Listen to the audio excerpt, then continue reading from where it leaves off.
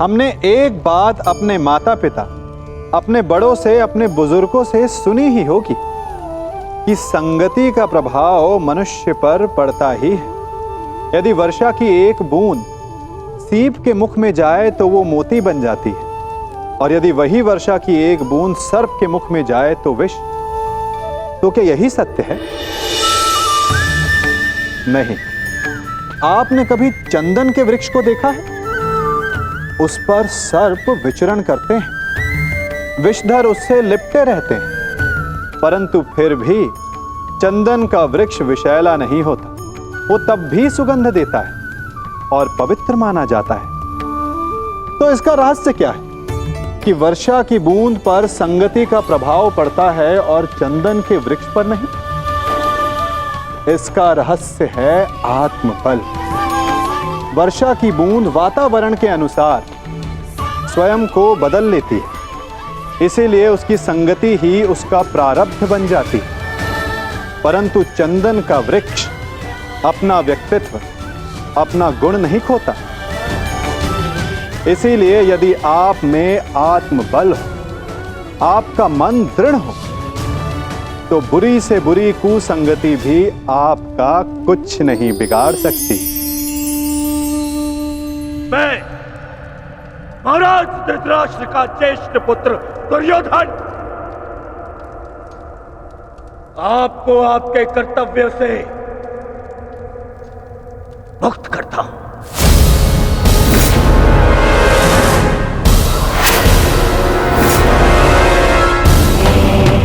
बताए क्यों पितामह?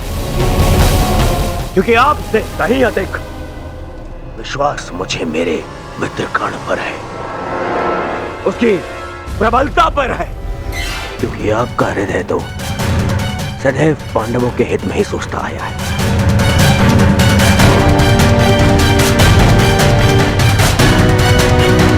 और मैं ऐसे सेनापति को अपनी समस्त सेना का उत्तरदायित्व नहीं दे सकता जो शत्रु है तुम्हें सोचता हो। यदि कर्ण इस युद्ध में भाग नहीं ले सकता तो आप भी इस युद्ध में भाग नहीं लेंगे।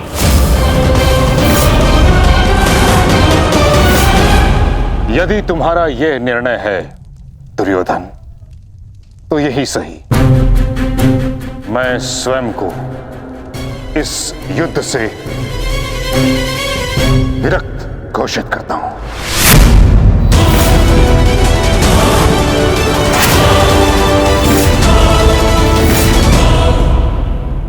मुझे आपकी आवश्यकता नहीं। दुर्योधन, ये क्या कह रहे हो तुम? मूर्खता मत करो और मित्रता की मोह में नेत्रहीन ना बनो दुर्योधन। हमें कर्ण से अधिक पितामह की आवश्यकता है, समझ गए तुम? मैंने आपसे सुझाव मांगा, परंतु मांगा तो जाइए और जाकर अपना स्थान ग्रहण कीजिए।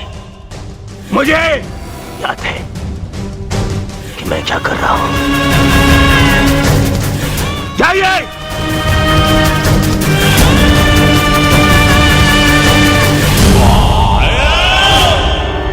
नहीं महामहिम, युवराज ने जो कहा क्रोध में आकर कहा।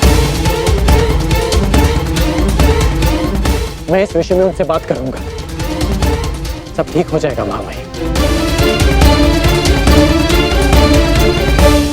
नहीं कौंतेय कर्ण, अब कुछ भी ठीक नहीं हो सकता।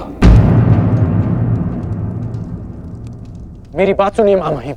मुझे एक सूत पुत्र की बात नहीं सुननी।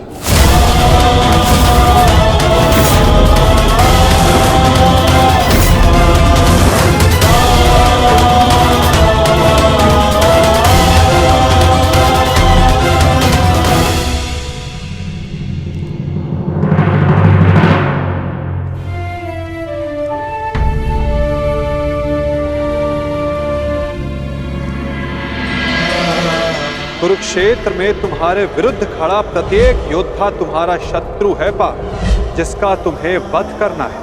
अन्यथा आज तुम भीष्म से भयभीत हो, कल तुम कर्ण से हो, परसों तुम ये कहोगे कि मैं आचार्य द्रोण का सामना कैसे करूं। यदि ऐसा ही रहा तो कैसे पूर्ण करोगे अपने साथ हुए अन्याय का प्रतिकार, कैसे लोगे पांचाली के अपमान का प्रतिशोध। क्या बात है आर्य, बड़ी गहन सोच में डूबे हुए हैं। कोई समस्या है? समस्या क्या है मैं नहीं जानता, परंतु एक विचित्र भय की अनुभूति हो रही है मुझे।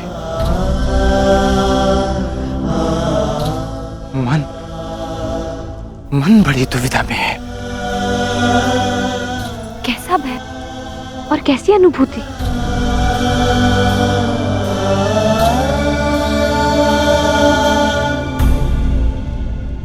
मैं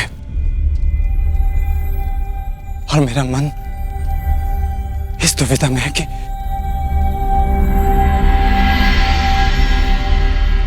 क्या यह युद्ध उचित है? क्या अपनों का वध करना आवश्यक है? मन में संशय है, कहीं हम कोई अनर्थ तो नहीं करने जा रहे? अनर्थ तो उन्होंने किया था आर्य। भूल गए लक्षाग्रह, भूल गए वो द्यूत सभा, भूल गए मेरा चीरहरण करने का प्रयास। वो वनवास अज्ञातवास स्मरण नहीं आपको? ये अनर्थ नहीं, अपितु इस समय का सबसे अर्थवान कार्य है आर्य।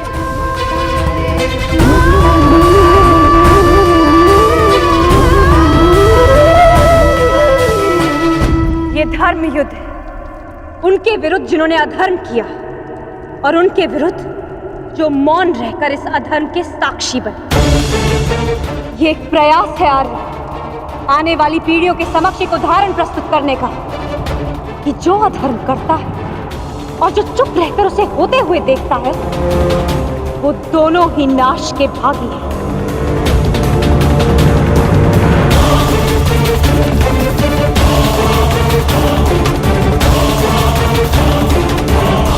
आप अनावश्यक रूप से स्वयं के मन पर बोझ डाल रहे हैं आर्य। आप योद्धा हैं और ये महायुद्ध आपके जीवन का लक्ष्य, आपका कर्तव्य और आपका धर्म। धर्म?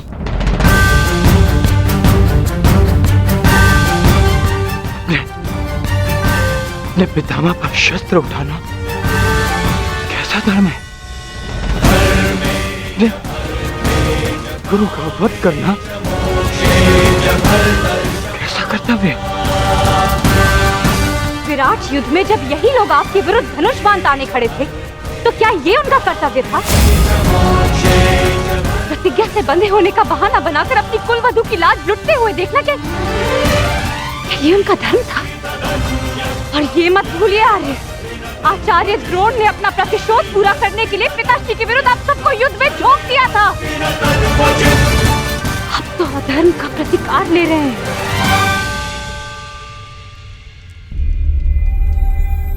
कहीं ऐसा तो नहीं आ रहा कि आपको ऐसा लग रहा है कि जो कुछ भी उन्होंने किया वो धर्म था, उचित था? नहीं पांचाली, नहीं।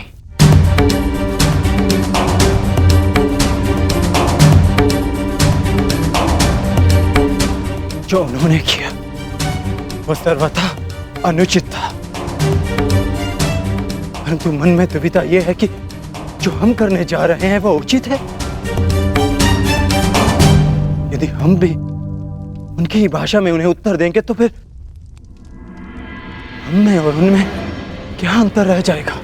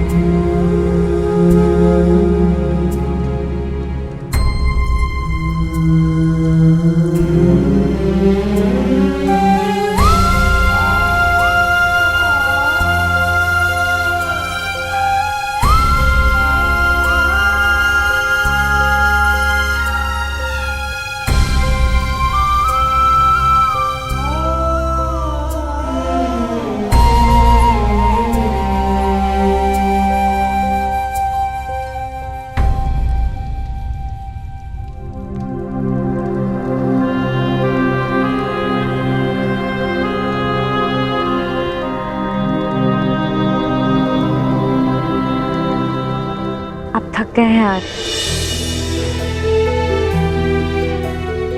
विश्राम कीजिए, सो जाए। सो जाऊं?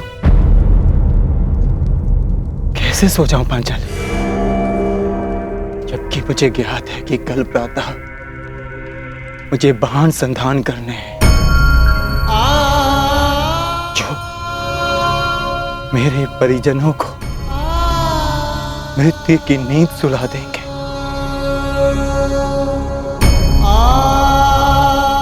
तो कैसे सो जाऊं मैं,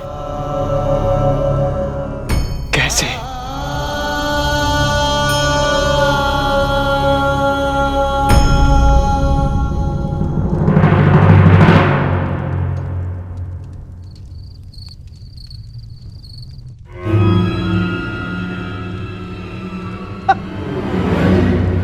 साम दाम दंड भेदेन अस्माकं विजयम निश्चितम।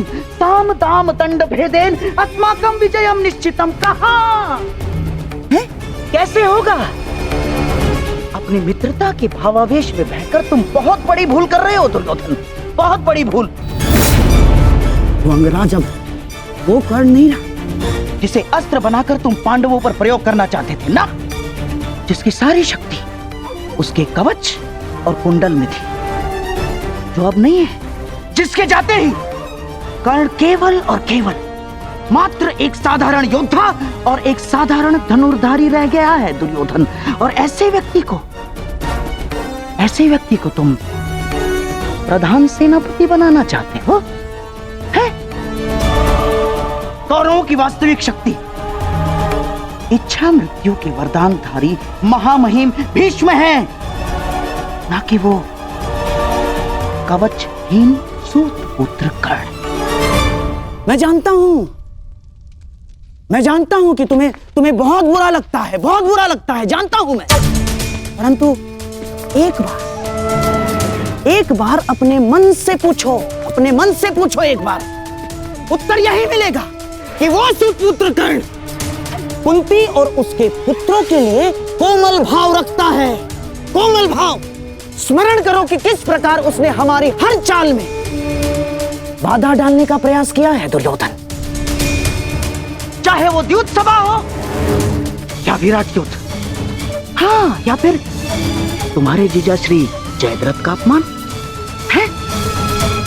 कर्ण सदैव उन पांडवों के पक्ष में रहा है, द्रोही है वो।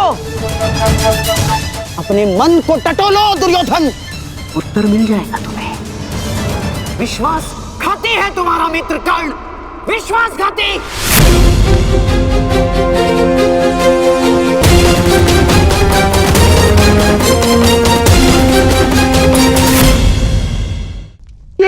ये क्या कर रहे हो? कुछ नहीं,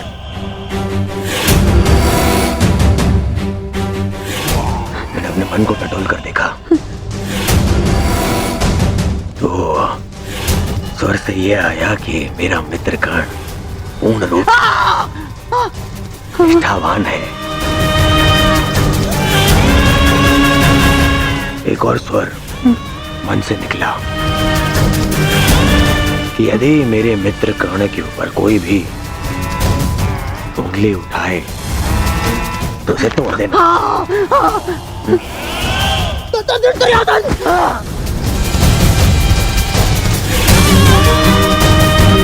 केवल इसलिए कि आप मेरे मामा श्री हैं, बार बार मेरे धैर्य की परीक्षा लेने का अधिकार नहीं मिल जाता। भविष्य में स्मरण रखना,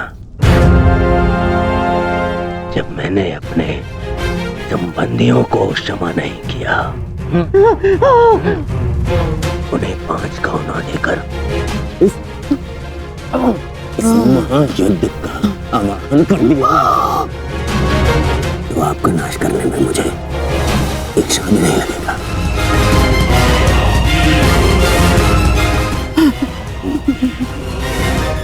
इसलिए स्मरण रखना, ना तो फिर कभी मेरे धैर्य की परीक्षा लेना और ना ही मेरे मित्र कर्ण के ऊपर आरोप लगाना।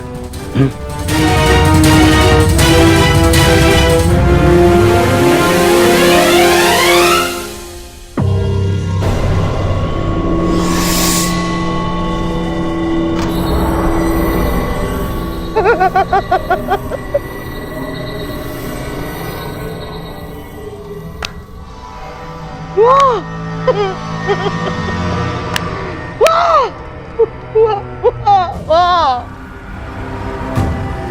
मेरे होने वाले सम्राट, वाह! आज तुमने उस पुत्र के कारण अपने उस मामा का अपमान किया जो अपना सब कुछ त्याग कर तुम्हारे हित के लिए, केवल तुम्हारे हित के लिए अपनी बहन के घर श्वान बनकर बैठा है। तुमने उस मामा का अपमान किया जिसने अपना श्वास, अपना ध्यान, अपनी आस, अपना अभ्यास सब कुछ न्योछावर कर दिया अपने होने वाले सम्राट के लिए। तुमने उस मामा का अपमान किया दुर्योधन, जिसने साम दाम दंड भेद, युक्ति कपट छल कुचक्र षड्यंत्र सबकी पराकाष्ठा कर दी। क्यों? अपने होने वाले सम्राट के लिए है? और तुमने उस मामा का अपमान किया उसके लिए जिसने अपना कवच और कुंडल उन पांडवों को दान में दे दिया। साधु मेरे होने वाले सम्राट, साधु।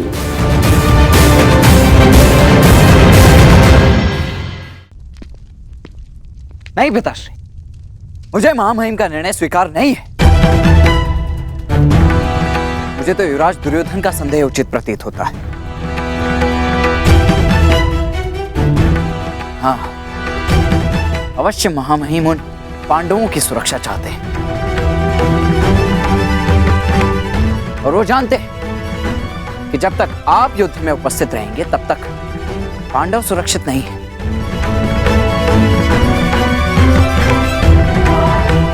तभी वो आपको युद्ध से दूर रखना चाहते हैं।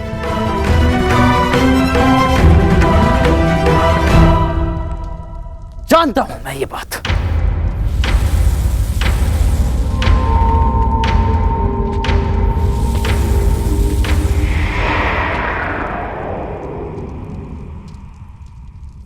शांत हो जाओ पुत्र।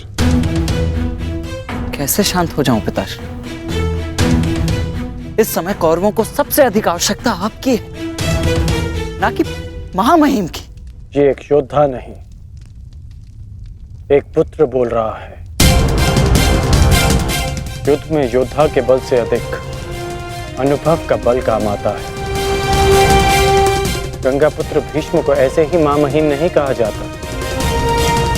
स्वयं गुरु परशुराम भी उन्हें परास्त नहीं कर पाए थे। आओ मेरे साथ।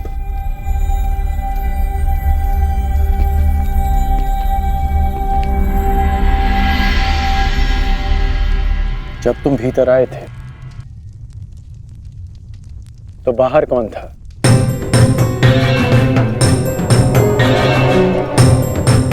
सैनिक थे, सहस्त्रों सैनिक थे। तो बताओ कि वो सारे सैनिक कहां चले गए?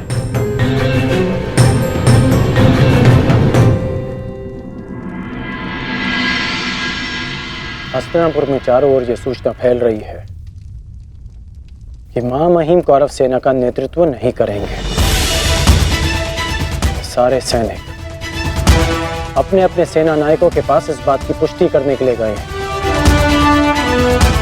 और यदि यह निश्चित हो गया कि महामहिम कौरव सेना का नेतृत्व नहीं करेंगे तो युद्ध से पूर्व ही कौरवों का अधिकतम बल युद्ध से विरक्त हो जाएगा। ये सारे सैनिक अपने प्राण हथेली पर लेकर इसलिए लड़ते हैं क्योंकि इन्हें विश्वास है कि उनका सेनापति उनके प्राण व्यर्थ नहीं जाने देगा कि उनके जीवन के बदले में उन्हें विजय मिलेगी।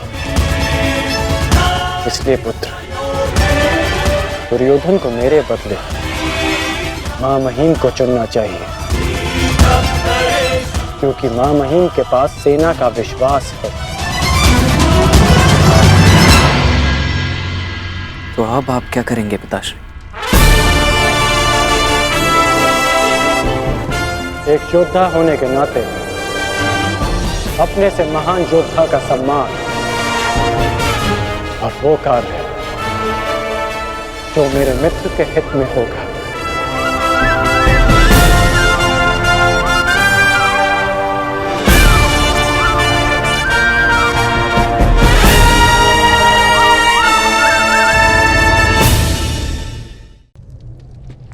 सिंह को जंगल का राजा कहते हैं।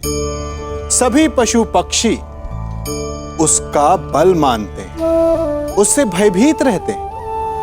परंतु सिंह को भी अपने भोजन के लिए आखेट करना पड़ता है, घात लगानी पड़ती है। बड़ी दूर तक उसे अपने शिकार का पीछा करना पड़ता है और तब जाकर उसे भोजन मिलता है। और कई बार उसके ये कठिन प्रयास भी असफल होते हैं। यदि सिंह ये सोचकर बैठ जाए कि मैं तो वन का राजा हूं, मेरा भोजन स्वयं मेरे मुख में आकर गिर जाए, तो वो भूखे मर जाएगा। क्या समझे? राजा हो या रंग, उद्यम सभी को करना पड़ता है, क्योंकि मेहनत, परिश्रम यही तो सफलता की कुंजी है। यदि जल पाना है तो कुआं खोदने में पसीना बहाना ही होगा। यदि सफलता पानी तो रात दिन परिश्रम करना होगा। बिना परिश्रम के तो देवों को भी अमृत नहीं मिलता। इसलिए परिश्रम कीजिए, आज नहीं तो कल सफलता अवश्य मिलेगी। तुमने उस मामा का अपमान किया उसके लिए, जिसने अपना कवच और कुंडल उन पांडवों को दान में दे दिया। मेरा कवच, मेरा कौशल, मेरी प्रतिभा नहीं, वो केवल एक ढाल थी।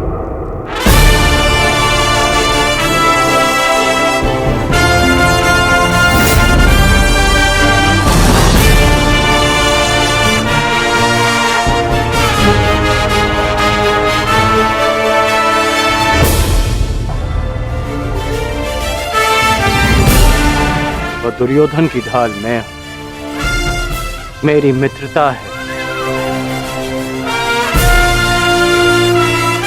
और ये मित्रता मेरे लिए मेरे प्राणों से भी अधिक महत्वपूर्ण है।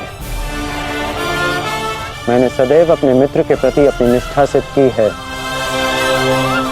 और आज भी मैं ऐसा ही करूंगा।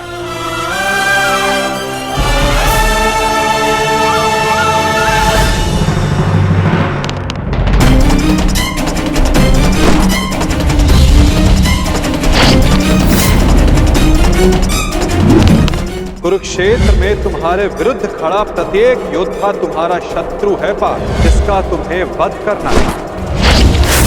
ये धर्म युद्ध उनके विरुद्ध जिन्होंने अधर्म किया। अन्यथा आज तुम भीष्म से भयभीत, भूल गए लक्षाग्रह, कल तुम कर्ण से हो, भूल गए वो द्यूत सभा, परसों तुम ये कहोगे कि मैं आचार्य द्रोण का सामना कैसे करूं? भूल गए मेरा चीरहरण करने का प्रयास। यदि ऐसा ही रहा तो कैसे पूर्ण करोगे अपने साथ हुए अन्याय का प्रतिकार? कैसे लोगे पांचाली के अपमान का प्रतिशोध? कुरुक्षेत्र में उनके विरुद्ध जिन्होंने अधर्म का प्रतिशोध।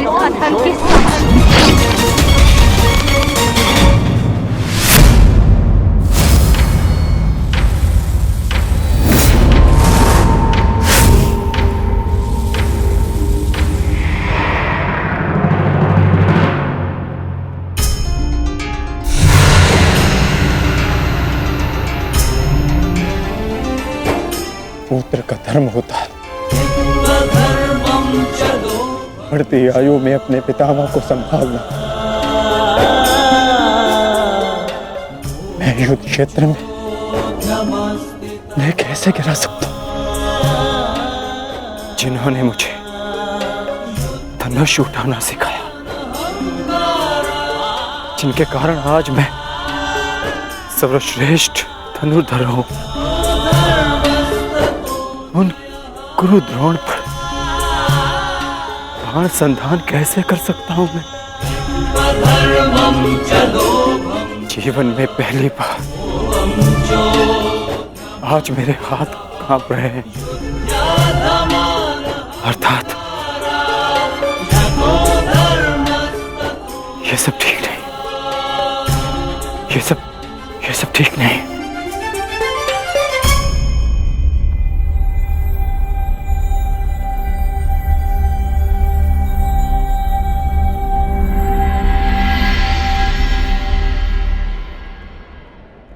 क्या हुआ पार्थ?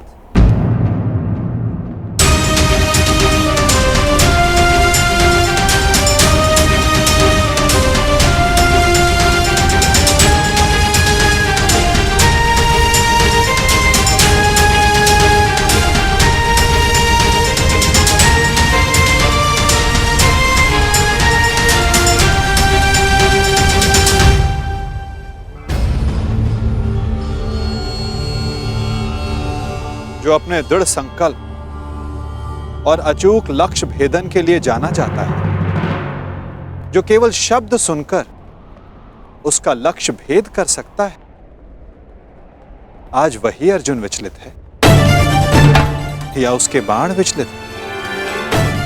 पार्थ, कुछ कहना चाहते हो?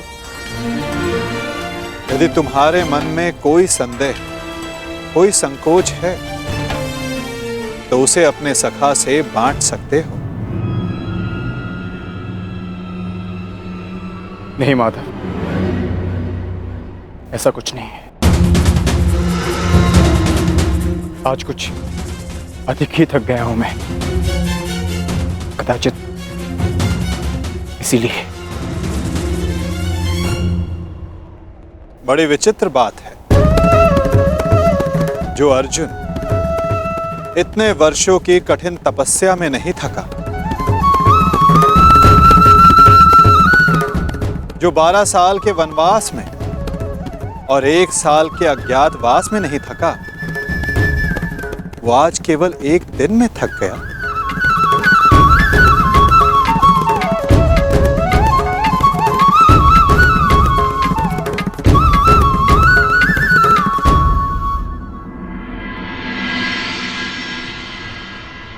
कोई बात नहीं पार्थ, असाधारण मनुष्यों के जीवन में विचित्र कथाएं होती ही रहती हैं। आओ, शिविर में चलकर सभी वीर मिलकर भोजन करें। कल से युद्ध प्रारंभ होने वाला है पार्थ। किसे ज्ञात किसके साथ दोबारा भोजन करने का अवसर ही ना मिले।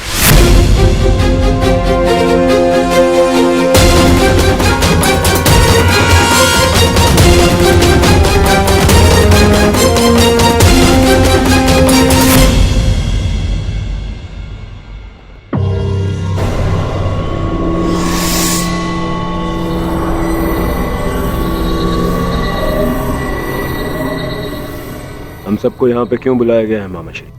क्या? मुझे तो लगा कि तुमने हम सबको यहाँ एकत्रित होने का आदेश दिया है।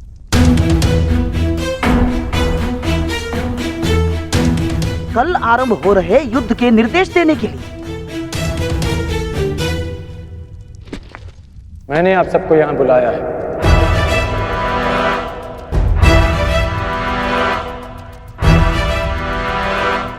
पधारने के लिए धन्यवाद। परंतु तुमने हमें यहाँ क्यों आमंत्रित किया है कर्ण? बताता हूं मित्र, पहले सभा पूर्ण हो जाए।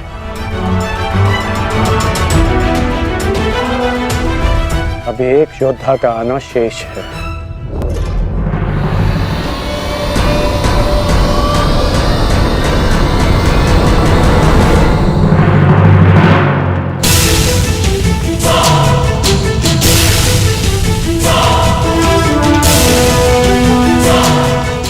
इससे पूर्व कि किसी के भी मन में कोई विचार उत्पन्न हो, मैं बता देना चाहता हूं कि मेरे यहां आने का कोई उद्देश्य नहीं।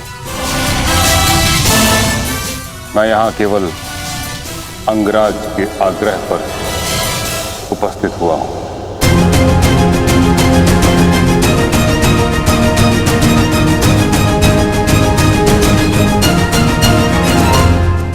पर मैं जानना चाहता हूं इस सभा को बुलाने का उद्देश्य क्या है मित्र?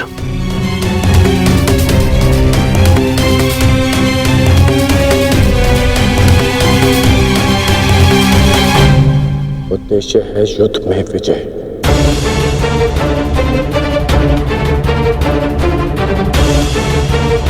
तुम अपने मित्र मोह में आकर बहुत बड़ा अनर्थ करने जा रहे थे, और एक सच्चा मित्र होने के नाते मैं तुम्हें ये अनर्थ नहीं करने दूंगा।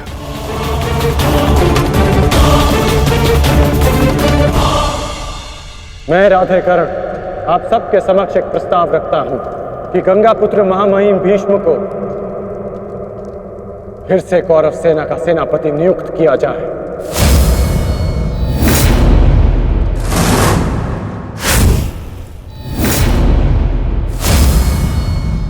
और ये घोषणा करता हूं कि जब तक महामहिम भीष्म इस युद्ध भूमि में सेना का नेतृत्व करेंगे, ये राधेकरण युद्ध भूमि में नहीं आएगा।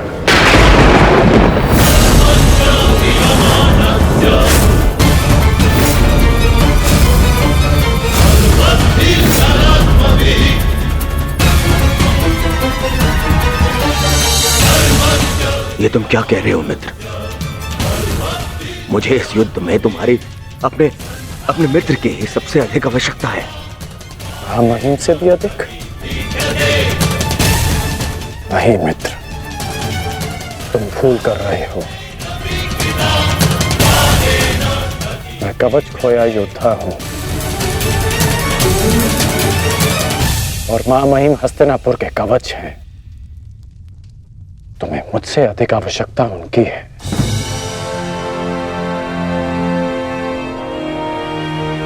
मैं स्वीकार करता हूं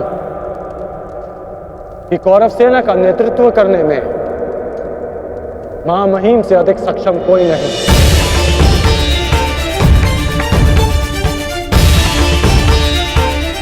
मैं भी नहीं।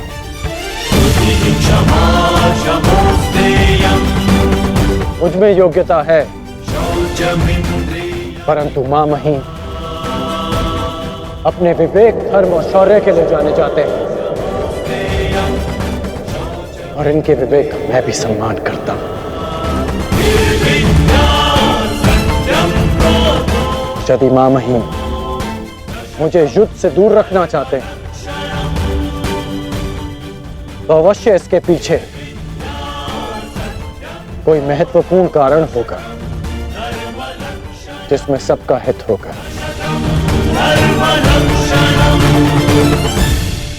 मैं ये सब इसलिए कर रहा हूं क्योंकि मैं तुम्हें हस्तिनापुर के सिंहासन पर देखना चाहता हूं, और मेरा लक्ष्य पूर्ण करने के लिए मैं ऐसे 1000 स्वप्न का बलिदान दे सकता हूं।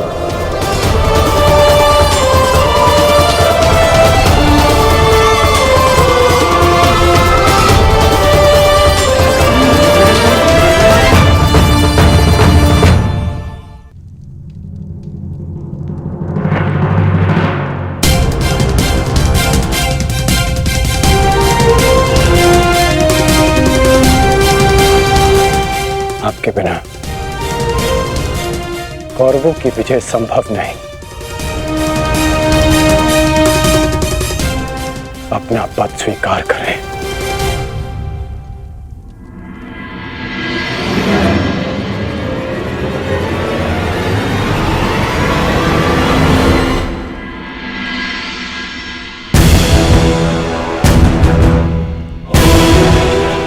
हर हर महादेव।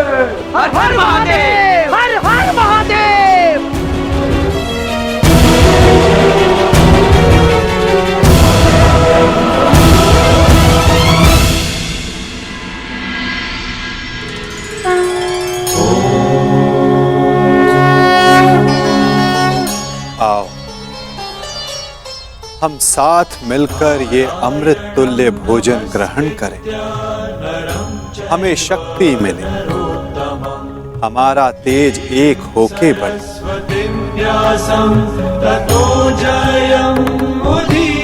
हमारा ज्ञान बढ़े, हमारे मध्य कोई विष न फैले, फैले तो केवल हमारा यश।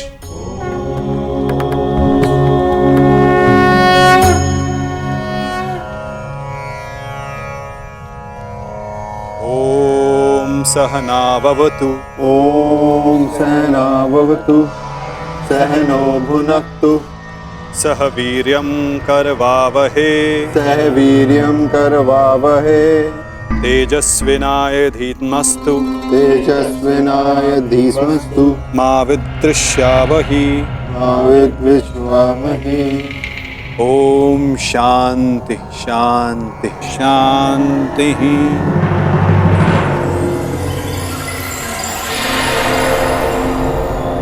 आओ भोजन प्रारंभ करें।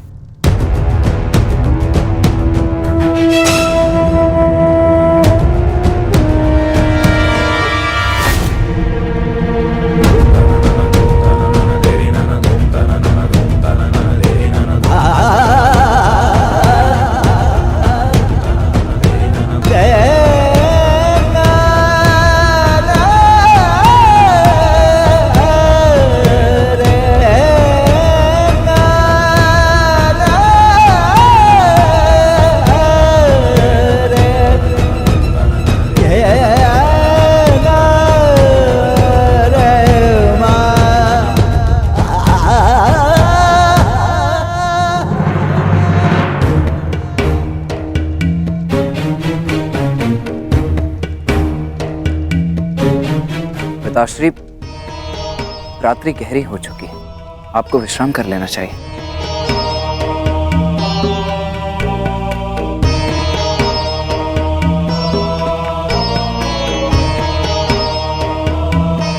विश्राम की आवश्यकता तो तुम्हें है पुत्र। कल इस महायुद्ध में तुम्हें अपना कौशल दिखाने के लिए प्रस्तुत जो होना है। कल मेरे लिए बहुत बड़ा दिन है कि मेरा पुत्र इतिहास के सबसे बड़े महायुद्ध में पदार्पण करेगा।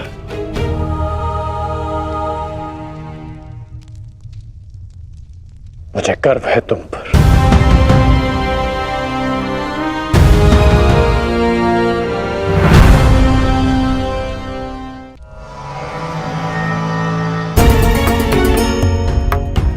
सब कुशल पार्थ? मैं तुम्हारे साथ हूं पार्थ। परंतु युद्ध में तो आप शस्त्र नहीं उठाएंगे। युद्ध में तो मैं अकेला ही रहूंगा माता। और यदि इस युद्ध में मैं तुम्हारे साथ उपस्थित रहा तो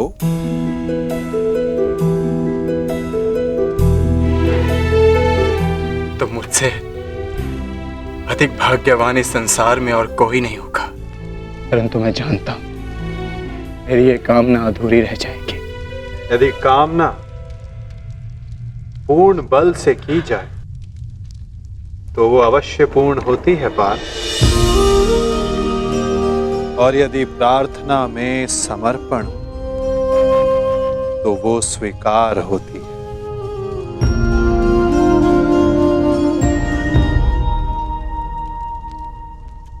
मैं आप सबके समक्ष एक घोषणा करना चाहता हूं।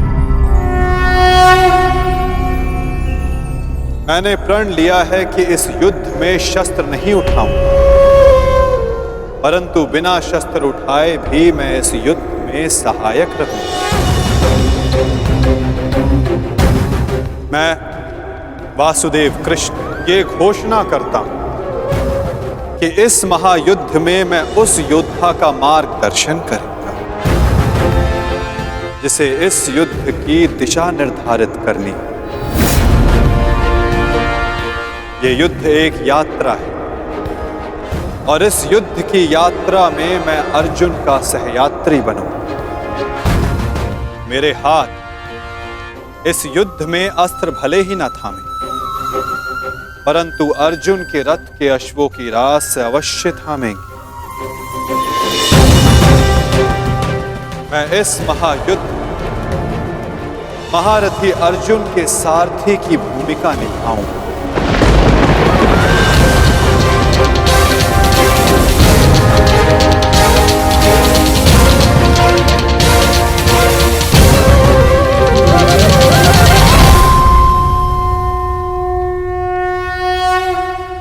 नहीं माधव, मैं रथी बनकर आपको आदेश दूं, यह संभव नहीं। आपका स्थान सबसे ऊंचा है, तो मैं स्वयं आपको नीचे स्थान पर बैठने नहीं दे सकता।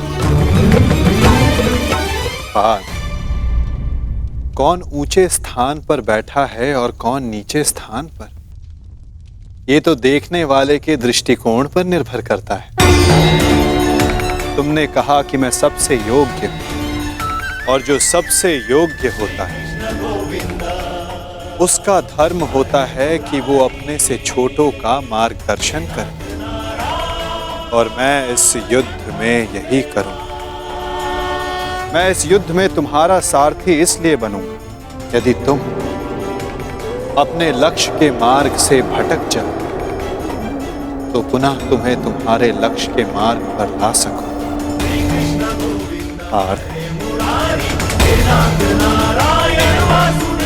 मुझ पर विश्वास है ना? निष्ठा है माधव।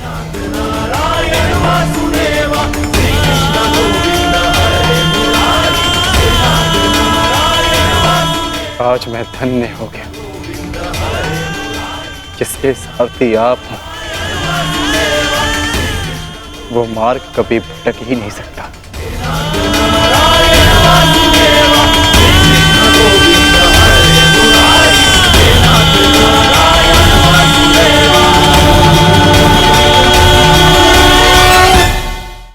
देख रहे हैं इसे? ये बड़ा भयंकर अस्त्र है। अब आप कहेंगे कि ये छोटी सी धातु भला किस काम की? आप चाहें तो इस धातु से वस्तुएं जोड़ लें, या फिर चोट भी खा सकते हैं। ये एक धातु लकड़ी के दो पट्टों को एक करके जोड़ सकती है, या फिर आपके शरीर में लग जाए या चुभ जाए तो आपको बहुत बड़ा घाव भी दे सकती है। इसलिए एक बात सदा स्मरण रखें, कोई भी वस्तु छोटी या बड़ी नहीं होती, सबका अपना महत्व होता है। यदि आपको स्वयं बड़ा बनना है तो कभी किसी को छोटा समझने की भूल ना करें। यदि छोटों का साथ लिया तो आप स्वयं बड़े बन जाएंगे, और यदि उनका तिरस्कार किया तो इस धातु की भांति चुभकर वो आपका मार्ग भी रोक सकते हैं। पिताश्री, मैं जाने से पूर्व आपको एक वचन देना चाहता हूं। वचन कि आपका गर्व बढ़ेगा और सर नीचा होगा उन लोगों का जिन्होंने आपको इस युद्ध में प्रवेश करने से रोका। मैं आपकी तुलना करने में भले ही समर्थ नहीं, परंतु शत्रु मेरी तुलना आपसे अवश्य करेंगे पिताश्री। वचन देता हूं पिताश्री की वृषसेन के धनुष से निकले हर एक बाण पर अंगराज कर्ण के कौशल का चिन्ह होगा। मेरे हर एक प्रहार पर आपके परिवर्तन की छाप होगी पिताश्री।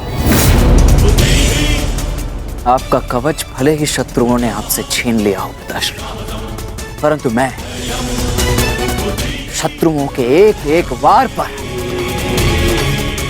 ढाल बनकर युवराज दुर्योधन और अपने पक्ष की रक्षा करूंगा। कि आपका प्रत्येक स्वप्न मैं पूर्ण करूंगा। या पूर्ण करने के प्रयास में वीर गति को प्राप्त हो जाऊंगा।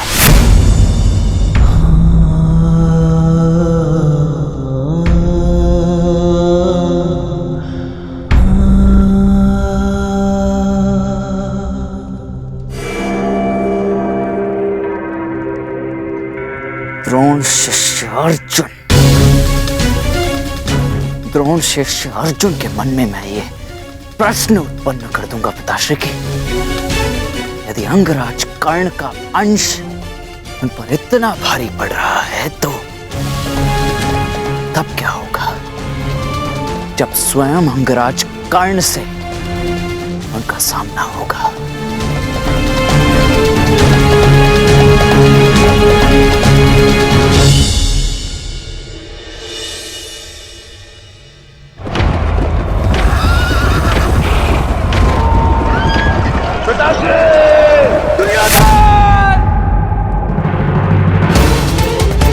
महाराज, महाराज, क्या हुआ महाराज? आप ठीक तो है ना?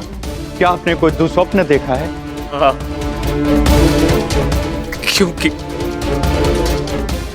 कदाचित दुस्वप्न देखना मेरा प्रारब्ध हो गया है। परंतु संजय, तुम इस समय यहां कैसे? महाराज, महर्षि वेदव्यास जी पधारे हुए हैं आपसे मिलने के लिए, वही समाचार लेकर आया था। किंतु ऐसी स्थिति में मिलना क्या उचित होगा महाराज? महर्षि,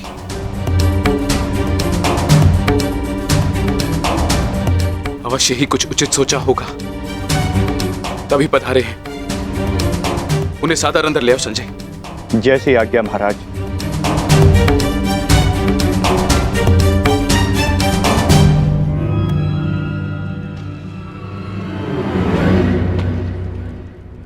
प्रणिपात महाराज। आप महर्षि हैं, मेरे नियोगी पिता भी। इस प्रकार प्रणिपात करके और मुझे महाराज कहकर मुझे लज्जित ना करिए। आइए, आपका स्वागत है। आइए, आइए। मैं यहां अपने नियोगी पुत्र से मिलने नहीं, अपितु हस्तिनापुर नरेश को चेताने आया हूं।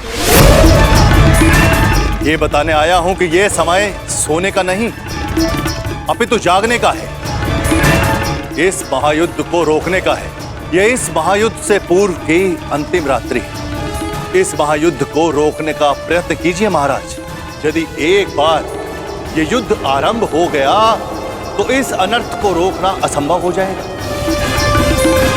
सहस्त्रों निर्दोष अपने प्राण गंवा बैठेंगे, अनेकों परिवार सदैव के लिए नष्ट हो जाएंगे। ये महाविनाश रोकना केवल आपके हाथों में। जो पिता अपने पुत्र पर जीवन भर नियंत्रण ना रख सका, वो इस विभीषिका को रोकने का बीड़ा कैसे उठा सकता है? यह युद्ध निश्चित है महर्षि। इस युद्ध को रोक पाना हम मेरे बस की बात नहीं। मुझे क्षमा कर दीजिए। मैं तो कदाचित आपको क्षमा कर दूं, किंतु इतिहास आपको कभी क्षमा नहीं करेगा। हस्तिनापुर में शांति दूत बनकर आए वासुदेव के साथ दुर्व्यवहार का परिणाम है ये। पुत्रहट को दोष मत दीजिए। इस महाविनाश के लिए पुत्रहट नहीं, आपका पुत्रमोह उत्तरदायी है। तो आप क्या मुझे उल्हाना देने आए हैं महर्षि, या फिर श्राप? नहीं, वरदान देने आया हूं। मैं आपको दिव्य दृष्टि देने आया हूं। जिस विनाश की नींव आपने स्वयं रखी है, आप उसको देख सकें। नहीं, ऐसा मत कीजिए महर्षि।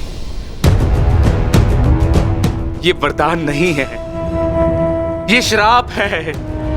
अरे जिस पिता ने अपने पुत्रों को घुटनों के बल चलते नहीं देखा, अरे वो पिता अपने पुत्रों को घुटनों के बल अपने प्राणों की भीख मांगते कैसे देख सकता है? जिस पिता ने अपने पुत्रों के मस्तक पर तिलक लगते नहीं देखा, वो अपने उन पुत्रों के सर कटे कैसे देख सकता है? जिस पिता ने अपनी वधुओं को सुहागन नहीं देखा, वो पिता अपनी वधुओं को विधवा कैसे देख सकता है? किस प्रकार? ये अत्याचार मत कीजिए महर्षि, मत कीजिए। मुझे कोई दृष्टि नहीं चाहिए, मुझे कोई दृष्टि नहीं चाहिए। मेरी आपसे विनती है महर्षि कि मेरे स्थान पर आप ये दिव्य दृष्टि संजय को दे दें, ताकि संजय मुझे इस युद्ध के समाचार के साथ साथ मेरे पुत्र का समाचार भी मुझे देते रहे। आपकी इच्छा अनुसार मैं ये दिव्य दृष्टि संजय को प्रदान करता हूं।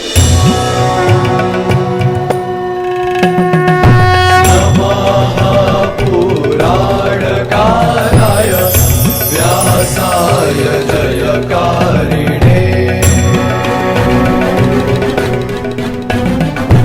भरताख्येन दीप्तेन विश्वं येन प्रकाशितम्।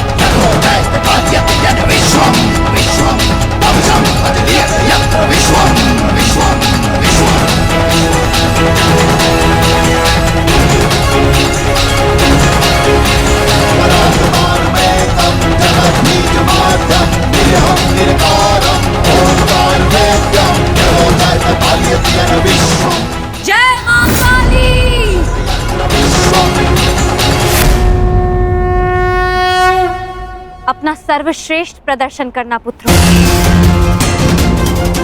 अपने पिताओं की प्रतिज्ञा को स्मरण रखना और अपनी माता के अपमान को मत भूलना।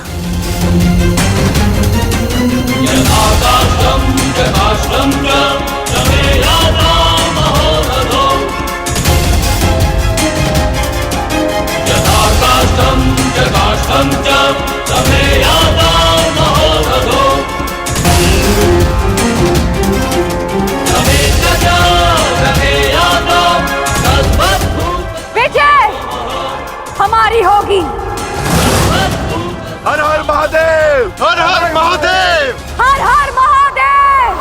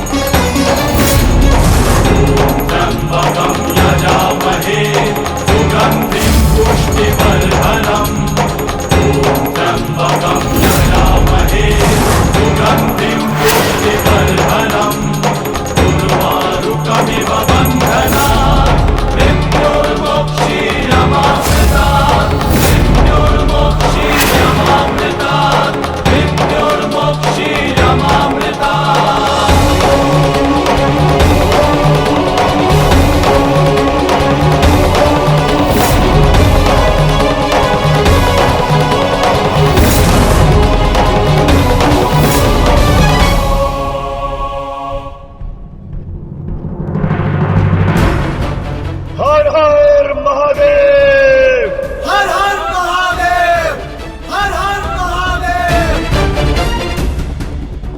हर हर महादेव, हर हर महादेव, हर हर महादेव, हर हर महादेव, हर हर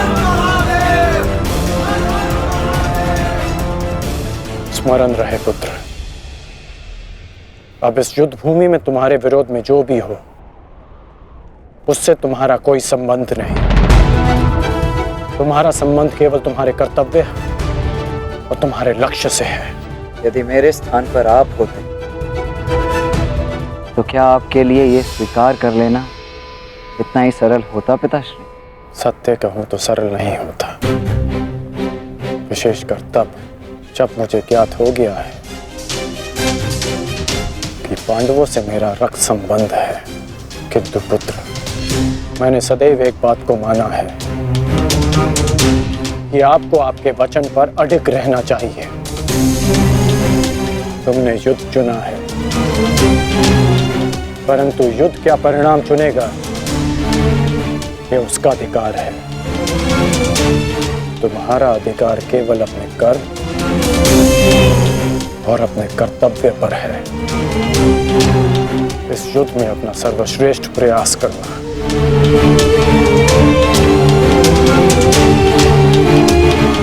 कल्याण हो तुम्हारा।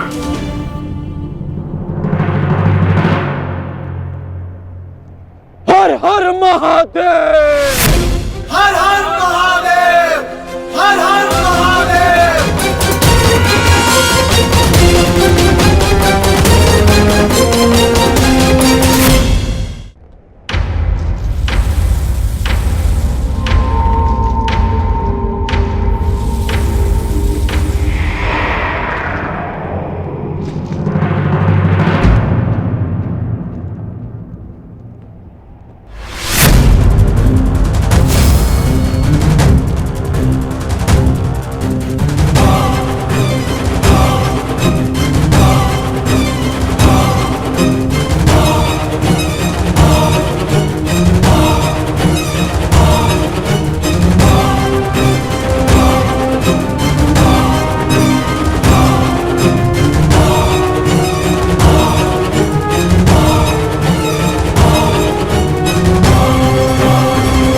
मुझे तुम्हारी प्रतीक्षा रहेगी मित्र, और मुझसे भी अधिक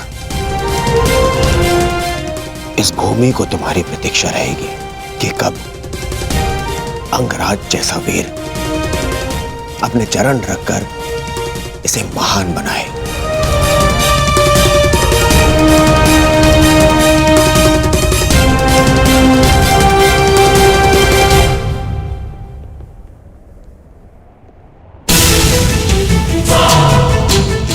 सुरक्षित रहना।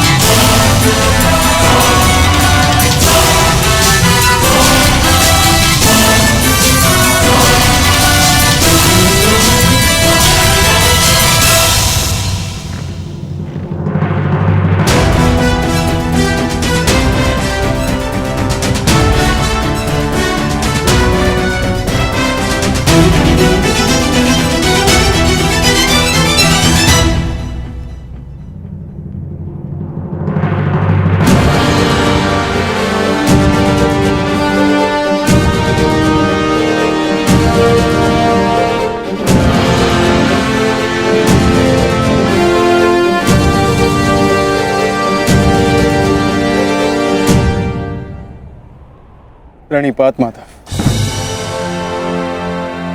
कल्याण वस्तु।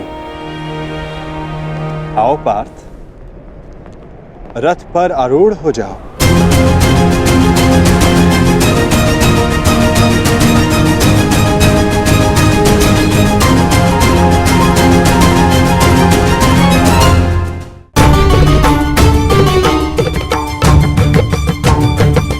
किस संशय में हो धनंजय, विचरण करने का समय जा चुका है। अब केवल पुरुषार्थ करने का समय है। मुझे ज्ञात है माता,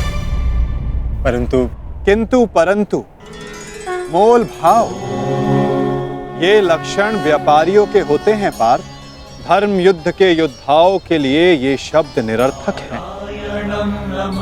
पाप नाशनी गंगा बहती जाती है किंतु परंतु नहीं करती।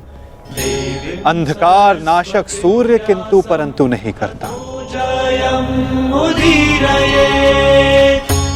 और अधर्म का नाश करने को सज्ज अर्जुन की तुनीर में भी इन संदेहों का कोई स्थान नहीं। तुम्हारा सारथी युद्ध में तुम्हारा मार्गदर्शन करने को सज्ज है पार्थ। आओ, अपना स्थान ग्रहण करो।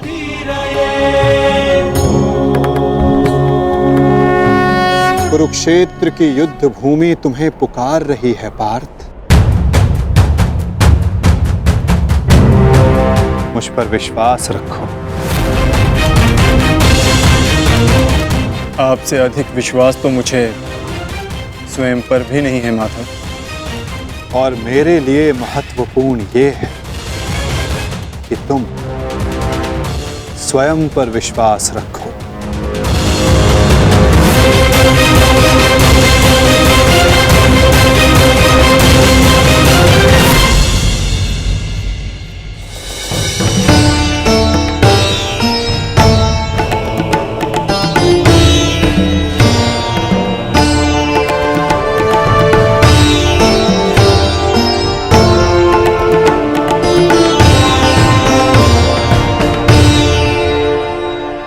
कुछ भूल तो नहीं रहे हो पार्थ? क्या माधव? भ्राता भीम को वीर हनुमान ने इस युद्ध में आप सबकी सहायता करने का वचन दिया था। उनका साथ आप सबको साहस, शक्ति और निडरता देगा। बजरंग बली का आवाहन करो पार्थ।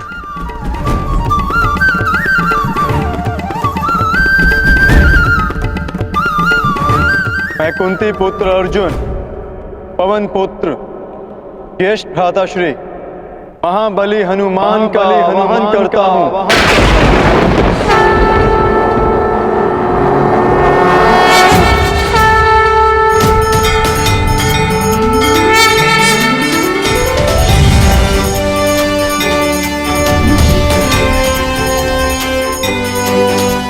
हे महाबली हनुमान, मेरे रथ के ध्वज पर विराजमान हुई है। अंजनी गर्भ संभूता कपिंद्र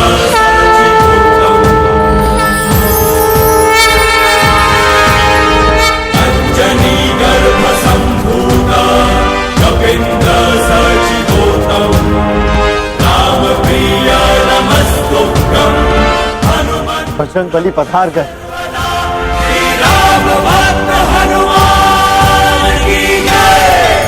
महाबली हनुमान की जय। बजरंग बली हनुमान की जय।